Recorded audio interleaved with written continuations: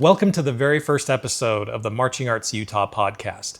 My name is Matt Judkins, and I'm so excited to finally be launching this platform that's been years in the making. Utah has an amazing marching arts community and culture, and there are so many stories within that I believe need to be told. My goal with this platform is to create a space where these stories can be shared, celebrated, and preserved.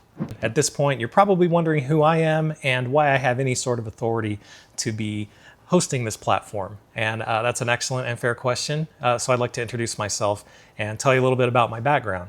I've been involved in band since the year 1998 when I was at Orem Junior High School under brand new director of bands, Curtis Winters, who is now the director of bands at Orem High School. In the year 2000, my family moved to East Texas. So I ended up joining the marching band and not really knowing at all what I was getting into.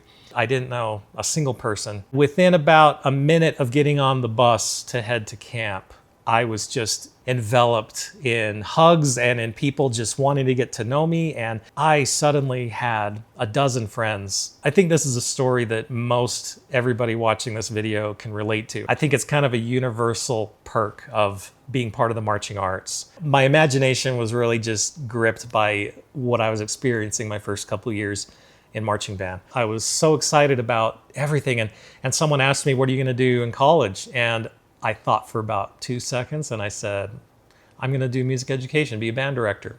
The music program at BYU in the year 2007 when I started was so different from anything I expected it would be as a high school kid. Being in a small high school in Texas and being kind of the top dog in the percussion section and in the drum line, I wasn't used to coming to a place like BYU where there were probably a dozen people that were 10 times better than me. So I went from being the top dog to being a very small fish in a very large pond.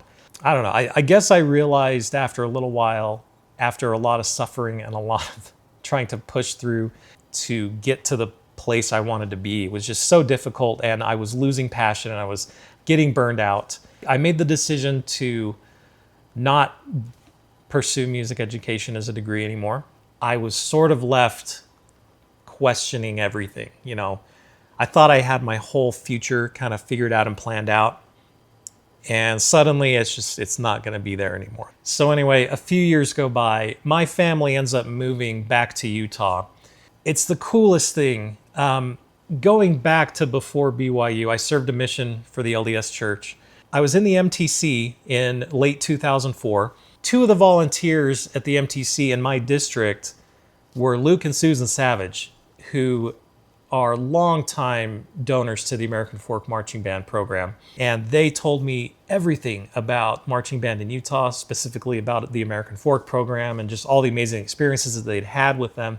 I remembered all of that over the years. And in 2012, when my family moved back to Utah, they were looking for a place for my two youngest brothers to finish high school. And remembering everything that Susan and Luke had told me, I said, we've got to move to American Folk and they've got to be in that band because my youngest brothers were in marching band in Texas. And so because of that relationship that I built with the Savages, my family ended up at American Folk. My brother Tom ended up making drum major his junior year. And so I decided to show up at rehearsals and just start filming.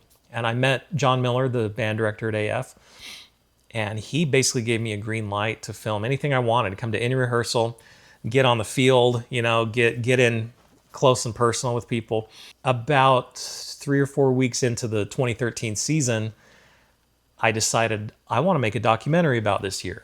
And it turned into this huge project. And all of a sudden, all the parents and staff and volunteers and the kids knew what we were doing. And it was really exciting. My brother Russ and I shot I think 700 hours of footage over the 2013 season.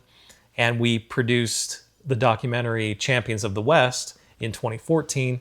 So that's my background in marching band and my connections to the state of Utah and the marching arts in Utah. I've been so fortunate to work with so many different band directors and staff and people that have grown in their roles and gone to greater heights. I've been able to see high school kids end up being band directors, and I've been so happy to kind of be on the sidelines for that. For me, I've had a lot of people say that having this video content has just given them so much happiness because they can go back years later, they go back decades later and watch and see exactly what it was like for them to be in that activity and doing those amazing things that shaped their lives.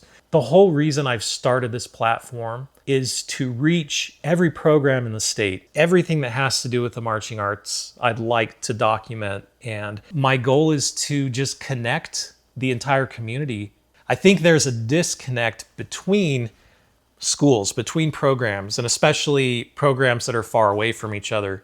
The only time that a band program will see another band program is during a competition, and that's all they get. And I think that the community could really benefit from knowing what's going on all around them and just to see that everybody's experiencing the exact same activity, regardless of the size of the band, regardless of the experience level of the band directors and the staff members.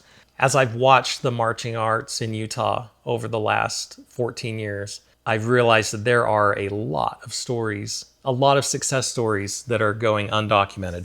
And so that's another huge reason that I wanted to start this platform, is that I want to bring to light these success stories from programs large and small, because I think that the value is equal in the smallest program to the largest program, the most successful program to the program that's just starting out, the program that's struggling to get members. I want to document every program, every story.